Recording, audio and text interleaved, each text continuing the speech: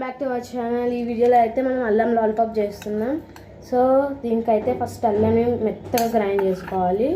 తర్వాత జాగర్ అంటే బెల్లం ఉంటుంది, బెల్లం పౌడర్ లేదంటే దంచండి. ఒకవేళ ఉత్తి బెల్లం ఉంటే దంచి పౌడర్ లాగా చేయండి. సో ఈ వీడియోలో అయితే మనం మొత్తం ఇలా వేసుకున్న తర్వాత నెక్స్ట్ మెయిన్ ప్రాసెస్ అన్నమాట. మెయిన్ ప్రాసెస్కి మొత్తం సెటప్ చేసి మీకు మళ్ళీ మేము ముందుకు వస్తాం. Okay bye. అంతవరకు ఇప్పుడు అయితే మెయిన్ ప్రాసెస్కి వెళ్దాం. ఫస్ట్ బెల్లం ఉంటుంది, అల్లం ఉంటుంది కదా, నీట్గా ప్యాన్ ఆగండి మీకు చూపిస్తాను ప్రాసెస్. ఒక నిమిషం ప్యాన్ పెట్టుకోవాలి ఫస్ట్. ఆగి కొద్దిసేపు ఆగండి. సో ఇదిగోండి ప్యాన్ పెట్టుకొని ఇందాక మొత్తం అల్లం మెత్తగా వేసుకున్నాం కదా, అల్లం మొత్తం ఇలాంటి ప్యాన్స్కి ఘాటుగా వస్తుంది. మనమైతే ఘాటు ఉంటుంది. చక్కెర స్పూన్ పెట్టుకోవాలన్నమాట. ఇదిగో అంటుతుంది, సిమ్లోనే పెట్టుకోండి ప్రాసెస్ అంతా.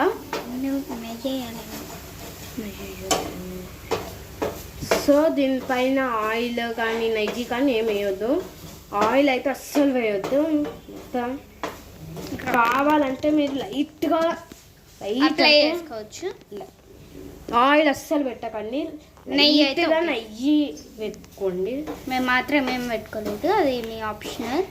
సో మాత్రం ఫస్ట్ ఇలా అయిన తర్వాత మనం బెల్లం జాగర్ అయితే చేసుకున్నాం కదా, దాన్ని కూడా ఒక పెద్ద, మీకు స్వీట్ ఎక్కువ కావాలంటే ఎక్కువ వేస్తే చాలాసేపు పడుతుంది.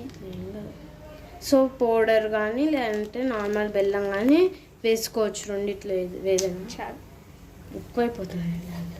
సో అది మెల్ట్ అయ్యేంత వరకు మనం ఇలా తిప్పుతూనే ఉండాలి, కలపాలి. కలపడం ఒకటే. సో చాలాసేపు పడుతుంది కాబట్టి అంతలోపు మనం బ్రేక్ తీసుకున్నాం. Okay bye. సో ఫస్ట్ ఒకవేళ మీ దగ్గర ఇలా అయిన తర్వాత బ్లాక్ సాల్ట్ ఉంటే బ్లాక్ సాల్ట్ వేసుకోవాలి, లేదంటే నార్మల్ సాల్ట్ వేసుకోండి.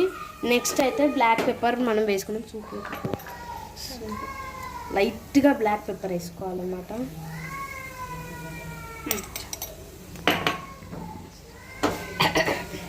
చాలా కొంచెం ఘాటుగా ఉంటుంది కానీ చాలా బాగుంటుంది. ఏమో మాకు కూడా తెలీదు, ఫస్ట్ టైం కదా. బాగుంటుందని మా హోప్ అన్నమాట. సో ఇలా ఏం చేయాలంటే ఇలా చేస్తున్నాం. సో తర్వాత ఇప్పుడైతే లాస్ట్కి గీ యాడ్ చేసుకొని ఇదిగోండి ఒక్కసారి పెట్టుకొని డెకరేషన్ చేసుకున్నాం. ఘాటుగా ఉంది కాబట్టి. సో కాసేపు అయిన తర్వాత ఒక 1 hour 2 hours అయిన తర్వాత టేస్ట్ చేయడమే. Bye guys. సారంగి.